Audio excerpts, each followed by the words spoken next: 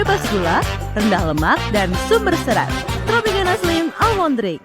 Sebentar Pak Menkes, jadi dibekukan itu untuk rumah sakit milik Kementerian Kesehatan. Mereka prodi tetap jalan di rumah sakit lain. Dan itu justru membuka supaya saya kotak tahu Pandora, masalahnya apa. Dan keluar hal seperti itu. Oh, ternyata praktek di rumah sakit saya nggak tahu rumah sakit lain, kemungkinan juga bisa begitu adalah yang praktek untuk anestesi yang ngerjakan ternyata PPDS-nya bukan dokter yang seharusnya mengerjakan. Itu kan nggak boleh dari sisi patient safety. Saya tahu itu gara-gara kita berhentikan karena nggak ada PPDS masuk kan. Begitu nggak ada PPDS masuk, dokternya terpaksa bekerja kan, begitu bekerja ketahuan. Itukah yang kemudian juga menambah fakta bahwa peserta program spesialis ini bertambah stres, depresinya begitu luar biasa karena semacam diperbudak oleh dokter seniornya. Kenyataan itu terjadi ya, akibatnya si PPDS ini pasti kerjanya kan overtime.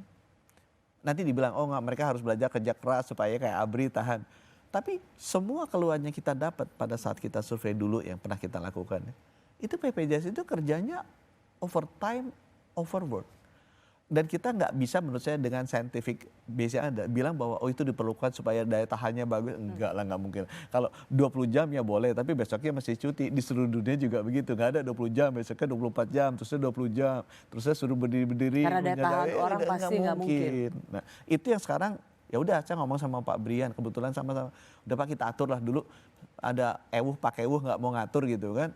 Udah kita atur lah, karena kalau enggak masyarakat kena, masyarakat menderita karena PPDS-nya stres semua.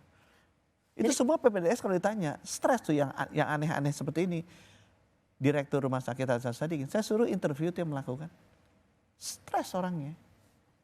Si PPDS itu stres, dia nggak punya uang, padahal dia sudah berkeluarga, pressure-nya besar, sehingga ya terganggu, mentalnya terganggu. Jadi dengan sistem pendidikan kedokteran yang didapat di PPDS itu justru tidak melahirkan dokter yang dianggap bisa setengah dewa karena dia adalah semacam tangan Tuhan untuk menyembuhkan manusia atau pasien, tapi bisa jadi pelaku kejahatan yang luar biasa, luar batas nalar. Kita nggak melihat se-ekstrim itu ya, tapi saya rasa ya harus ada yang kita perbaiki dan kita tidak boleh kemudian tutup mata bilang tidak ada apa-apa di dalam.